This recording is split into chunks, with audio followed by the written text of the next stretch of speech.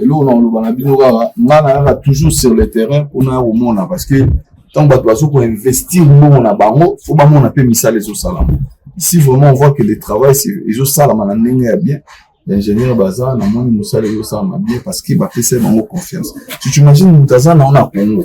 Mais après sur confiance yo salé là. Quel type de confiance? Bon yo Mutaza na poto, je vous conseille d'abord ensemble global construction et ingénierie autour na bango et ma solo na bango.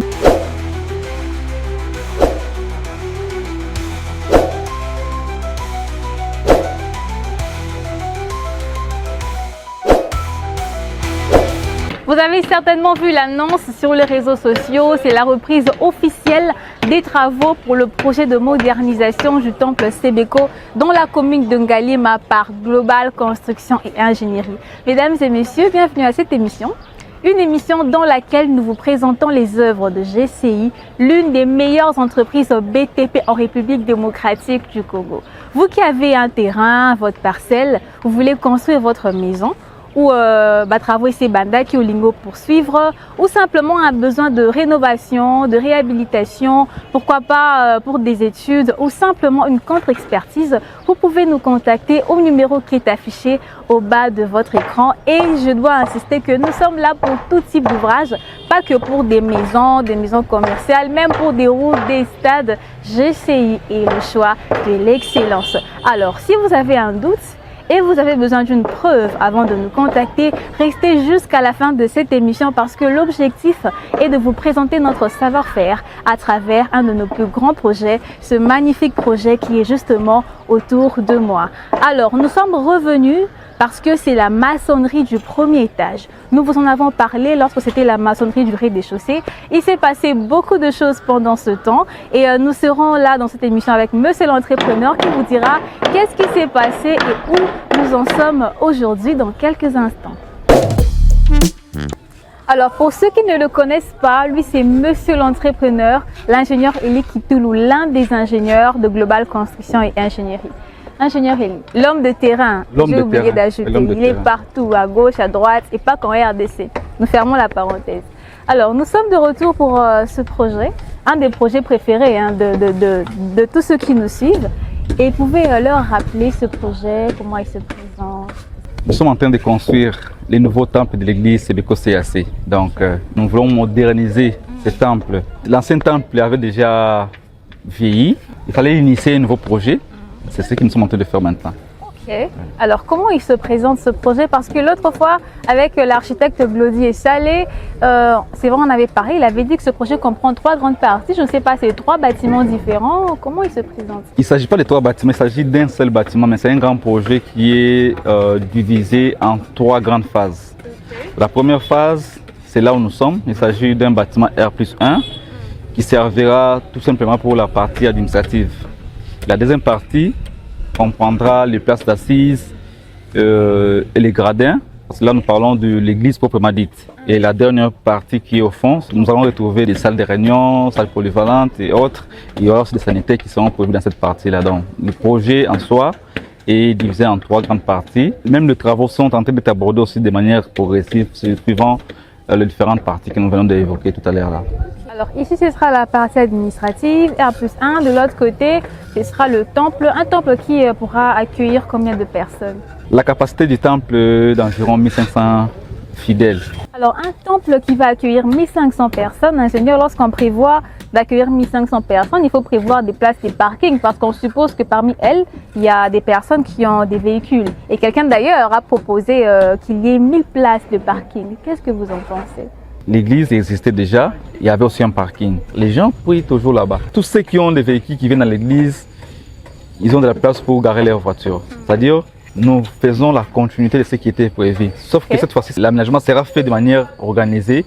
Il y aura peut-être un endroit pour les parkings qui sera beaucoup plus aménagé. Rappelons que c'est une grande concession, il y a de l'espace en dehors de l'église. Il y a des écoles qui sont dans la concession. S'il faut vraiment aménager un parking, je pense que ça sera aménagé parce que vu l'ampleur du projet, les parkings qui vont servir pour les nouveaux bâtiments que nous sommes en train de construire doit être aménagé pour répondre aux besoins. Ok, mais 1000 places de parking, est-ce que pour 1500 personnes, il faut 1000 places? Je ne dirais pas 1000 places parce que tout le monde n'est pas véhiculé. Ok. Et ceux qui viennent dans l'église, il y aura des gens qui viennent à pied, ceux-là qui seront aussi véhiculés, mais je ne pense pas que non, tous les 1500 fidèles auront des voitures. Vraiment. Alors, vous qui construisez des grands bâtiments comme ça pour des communautés et tout ça, pensez vraiment à réserver une place pour le parking. Alors, vous avez parlé des travaux qui se font pour les bâtiments ingénieurs. Quels sont les travaux qui ont été réalisés jusque-là pour ce projet? Nous avons abordé plusieurs étapes qui sont déjà à un niveau avancé. Là, nous sommes en train de travailler sur les maçonneries du premier étage. Mais avant cela, nous avons mené toutes les études en rapport avec le projet. Nous avons fait les travaux de fondation, la maçonnerie. Nous avons bétonné les planchers et là, nous sommes au niveau du premier étage pour faire la maçonnerie de cette partie. Toutes ces étapes ont pris combien de temps? La partie du rez-de-chaussée, par exemple? Le délai prévu dans le contrat était respecté. C'était prévu 2 mois pour la fondation, nous l'avons fait. 1 mois pour la maçonnerie, nous l'avons aussi fait. Et 2 semaines pour les planchers. Il faudrait retenir que non, lorsque vous travaillez avec une communauté, c'est différent de travailler avec un particulier. Vous voyez. Souvent, nous devons aussi nous adapter par rapport au rythme du travail. Il faut des réunions. Il faut des réunions, il faut des correspondances, tout ça nous garantit une bonne collaboration entre les deux parties. Et oui, alors c'est très important qu'il y ait un bon climat entre le maître d'œuvre et le maître d'ouvrage. Ingénieur, parlons des travaux qui se font ici aujourd'hui. J'ai constaté que, on va dire, la même écriture ou la même signature que nous avons au rez-de-chaussée, c'est la même qu'il y a ici au premier étage. C'est la même équipe qui a travaillé du début et c'est la même équipe qui est là aussi aujourd'hui? Je dirais non, parce que déjà, ce qu'il faut retenir, GCI travaille sur base de certains principes, puis certaines règles et aussi certaines normes en vigueur. Voilà. Nous avons aussi l'ADN des GCI. Et lorsque vous arrivez sur un chantier, vous pourrez voir que tout est fait de la même manière partout. C'est-à-dire l'organisation, la propriété, l'écriture dans l'ADN et vraiment dans le sang. Donc on peut travailler avec l'équipe X, Y, Z, mais au moins, ce qui est important, c'est que le travail soit fait de manière correcte. Et surtout tout en respectant la vision de GCI. C'est très important. Alors, je profite de l'occasion pour saluer le savoir-faire des techniciens de GCI. Vraiment, les maçons, les ferrailleurs, ils font un très bon travail. Les résultats sont impeccables. En tout cas, coup de chapeau à vous. Ingénieur, pour la maçonnerie du premier étage, on va aller jusqu'à combien d'assises? La maçonnerie est prévue pour 13 assises. Nous aurons une hauteur qui fera pratiquement 2,86 m. Et après, nous aurons une poutre de chaînage. Mais pourquoi la différence entre la hauteur sous plafond du rez-de-chaussée et du premier étage? Parce que là, on a vraiment une hauteur assez considérable. Nous sommes déjà en étage, tout a été prévu sur le plan et nous travaillons sur base de ce qui a été prévu sur le plan. Donc la hauteur du rez-de-chaussée est différente de ce qui a été prévu pour le premier étage. Donc c'est pour des raisons d'harmonie et puis de jouer aussi par rapport à la hauteur du grand projet qui sera de l'autre côté. Et en dehors de cette maçonnerie que nous allons faire au niveau du 13e assise, il y a aussi des éléments qu'il faudra ajouter pour que ça puisse apparaître comme prévu sur le plan. Après la maçonnerie, nous aurons un béton qui sera coulé. C'est l'endroit prévu pour aménager les citernes. D'un côté, on pourra peut-être jouer avec une toiture qui sera cachée. Et puis d'un côté, on prévoit un béton pour juste se servir de cette plateforme pour gérer nos citernes, d'autres appareils qu'on pourra utiliser au-dessus. Très intéressant. Alors, ces fameux éléments, ingénieurs, où est-ce qu'ils seront placés et quand est-ce qu'on va commencer à les placer? Parce que là, on voit que nous avons d'abord une croix qui est au fond là-bas. On peut y aller, je pense. Oui, nous avons déjà procédé à préparer l'élément là, qui est en béton armé. C'est cet élément qui sera placé ici. Oui. Donc, il y a la continuité. Nous avons déjà coulé la partie inférieure et puis il y a la continuité. Et puis nous aurons cette partie-là qui viendra compléter pour que nous puissions avoir une croix qui va être placée sur la façade principale. Donc ça sera vraiment visible. Déjà, pendant la maçonnerie, nous présentons déjà l'aspect du projet et d'autres éléments seront traités pendant les travaux de finition parce qu'il faut embellir, il faut aussi donner une certaine touche pour que ça puisse apparaître comme prévu sur le plan. Alors, puisque nous sommes déjà là, vous pouvez nous présenter les différentes pièces de notre premier étage ingénieur? La maçonnerie est en cours. Nous n'avons pas commencé directement à maçonner, mais nous avons commencé à faire le traçage. Nous avons fait le traçage 3 jours après nous nous retrouvons ici. Donc voilà comment le travail est déjà fait. Oui, ça a beaucoup évolué. Nous avons déjà atteint la 5e assise partout. Le bâtiment a déjà pris une certaine forme qui montre que non, le travail est fait de manière organisée. Donc voilà. nous avons les escaliers. Il faut commencer par les escaliers pour bien expliquer les fonctionnements de cette partie. Lorsque vous prenez les escaliers, vous êtes au niveau du palier d'arrivée. Vous prenez à votre droite. Oui. De ce côté, nous avons 3 bureaux, plus la réception. Et de ce côté, nous avons aussi d'autres bureaux. Donc nous avons 6 bureaux au total, plus la réception et aussi la pièce d'accueil. Et au fond, nous avons les sanitaires. Parce que tous ces bureaux ont des sanitaires. Il y a des sanitaires pour les hommes et des sanitaires pour les femmes. Sans oublier que nous avons d'autres pièces qui sont au rez-de-chaussée. Là, nous avons déjà évoqué dans les émissions précédentes qu'il y avait l'intendance et il y a aussi la diagonie. Nous avons prévu des sanitaires pour les hommes et les femmes pour chaque niveau. Même au fond, là-bas, là où nous avons prévu qu'il y aura des sanitaires de l'autre côté, il y en aura toujours pour les femmes et pour les hommes. Vraiment. Donc, pour différencier. Et surtout que c'est l'église, il faut éviter certains rapprochements. Ouais. Alors, pour la toiture, vous avez dit que c'est vrai qu'il n'y aura pas un R+2 comme tel, mais il y aura une dalle. Est-ce que vous avez prévu l'étanchéité pour gérer les eaux de pluie? Comment vous allez organiser? Justement, l'escalier va continuer. Nous aurons un autre plancher à couler. Mais selon le projet, c'était prévu qu'il y ait les planchers partout, pour toute la partie. Mais nous avons jugé bon, après analyse, qu'il y ait la toiture d'un côté. Et de l'autre côté, nous allons prévoir les bétons. Le traitement doit être fait pour que cette dalle soit étanche, pour éviter que ça puisse créer des humidités dans le bâtiment. Donc cet aspect-là sera abordé pendant les périodes de finition. Mais nous, quand nous travaillons déjà, on sait comment bétonner cette dalle. On peut prévoir des évacuations et puis soit se traiter pour qu'il y ait une étanchéité bien assurée. Vraiment, ça c'est très important. Et ingénieur, notre bâtiment il est très beau, notre façade comme on peut voir sur les images qui défilent, c'est vraiment magnifique. Est-ce qu'on va garder ce mur de clôture et même l'entrée là pour l'église ou bien on va penser aussi à faire quelque chose?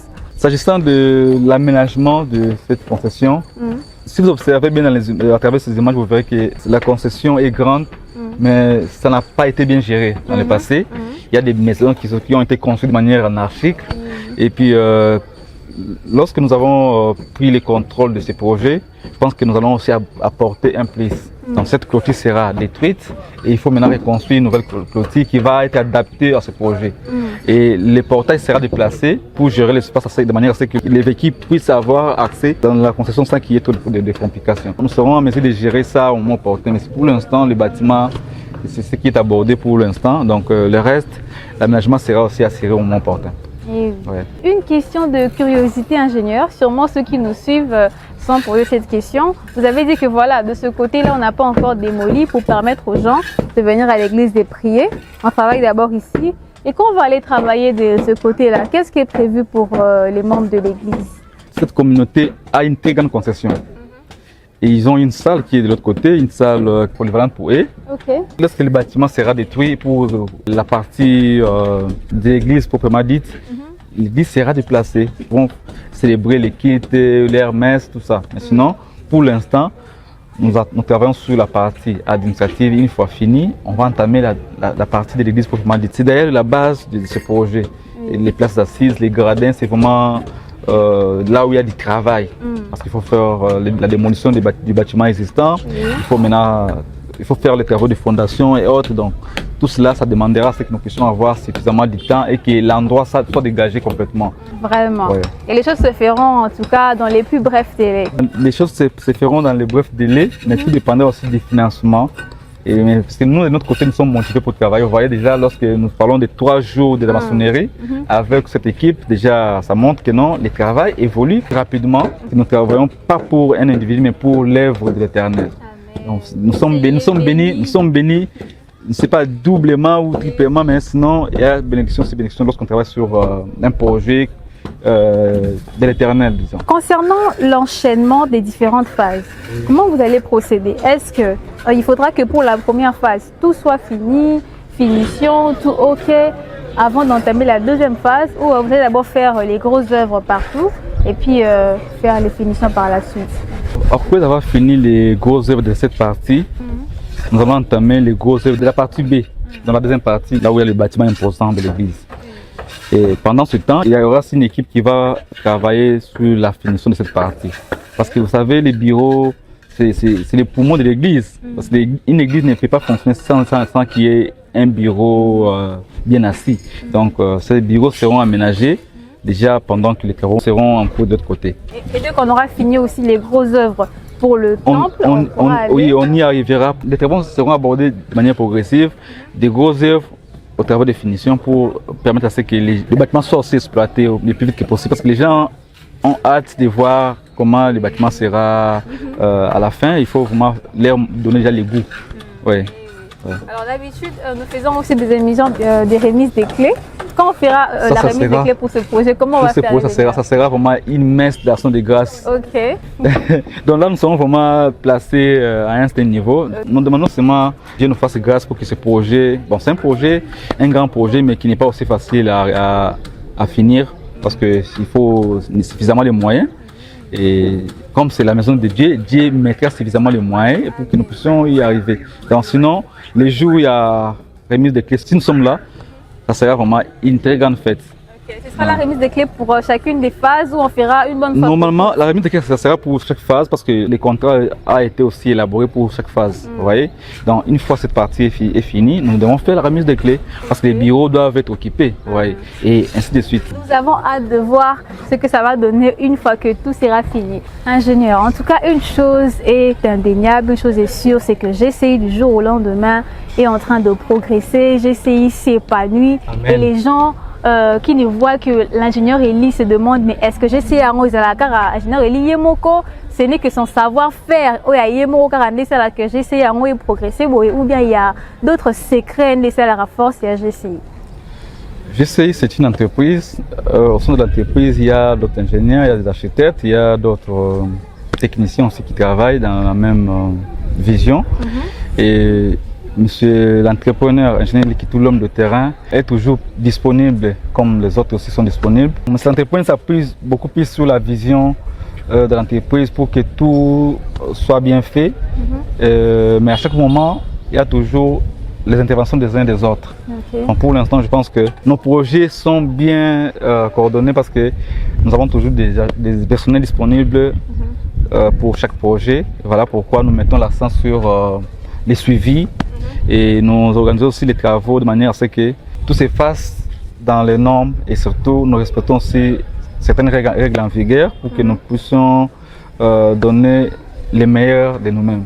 Et c'est ce qui fait que le GCI soit toujours mis en avant. Alors, j'ai une question à Souka.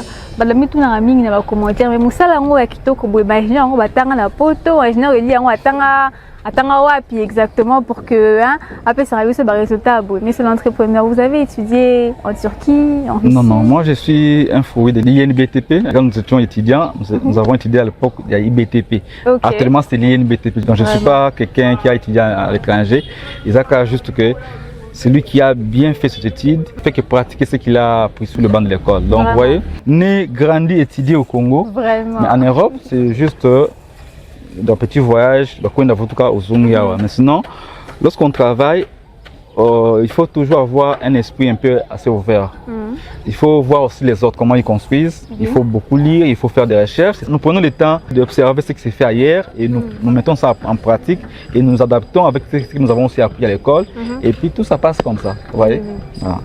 Alors, hormis le fait de montrer notre savoir-faire, GCI fait la promotion du savoir-faire congolais. On montre qu'il y a des jeunes qui ont étudié ici au Congo dans nos universités, mais qui sont capables aussi, après leurs études, de contribuer au développement de ce pays. Enlevez de vos esprits, je vous en prie, cette mauvaise perception que voilà, les Congolais sont la sérieuxité, sont dans la projet, ils sont dans la BTPT, dans le domaine, il y a l'informatique, tout ça, il y a la technologie, quand il faut confier au Karabajano, aux outils ailleurs, tout ça. Ici au Congo, il y a des jeunes qui ont bien étudié, des jeunes compétents qui sont capables de développer ce pays. Et nous lançons un appel aussi à nos autorités que voilà, il y a vos jeunes qui étudient à l'INBTP. Mais quand à chaque fois des projets arrivent et que vous les confiez aux étrangers, ceux-là qui ont étudié finalement, ils vont travailler comment, ils vont travailler où. Donnez-leur aussi la possibilité de montrer leur savoir-faire pour contribuer au développement de ce grand pays. Alors nous sommes en train de chuter ingénieur. Qu'est-ce que vous direz à tous ceux qui nous ont suivis avant de nous séparer? Nous avions présenté ces projets à plusieurs reprises. Aujourd'hui, nous sommes là encore pour la énième fois. Donc, vous avez constaté que non, le projet évolue bien. La maçonnerie d'élévation des murs du premier étage est en cours et nous évoluons progressivement avec ces travaux. Et à chaque fois, il y aura un avancement des travaux considérable nous vous ferons toujours part pour ne rien manquer. Sinon, restez connectés sur la page Global Construction Ingénierie. Vous qui avez des projets, veuillez nous contacter à ce numéro qui a toujours été affiché sur nos différentes vidéos. Et surtout, abonnez-vous sur notre chaîne YouTube, sur la page Facebook et TikTok pour ne rien manquer. Merci et à la prochaine. Merci monsieur l'entrepreneur en tout cas. Alors merci à vous tous qui nous avez suivis, cette émission est finie. Je vous ai emmené dans la commune de Ngaliema pour vous parler du projet de modernisation du temple Sebeko. Aujourd'hui nous sommes là pour la maçonnerie du premier étage de la phase A, qui est un bâtiment R+1 qui sera consacré uniquement au bureau, à l'administration de l'église. Alors le projet évolue. Pour ne rien manquer concernant son évolution et sur les autres projets qui sont en cours, je vous invite à vous abonner massivement sur nos différentes plateformes. Nous sommes sur YouTube, TikTok, Facebook et Instagram. Nous portons le même nom partout, Global Construction et Ingénierie. Et surtout, vous qui avez vos projets de construction, n'hésitez pas à nous contacter. Le numéro est affiché là. Appelez-nous, écrivez-nous et nous serons toujours disponibles pour vous répondre. Restons connectés. Je vous donne rendez-vous très bientôt et n'oubliez pas, je sais, c'est le choix de l'excellence. Bye!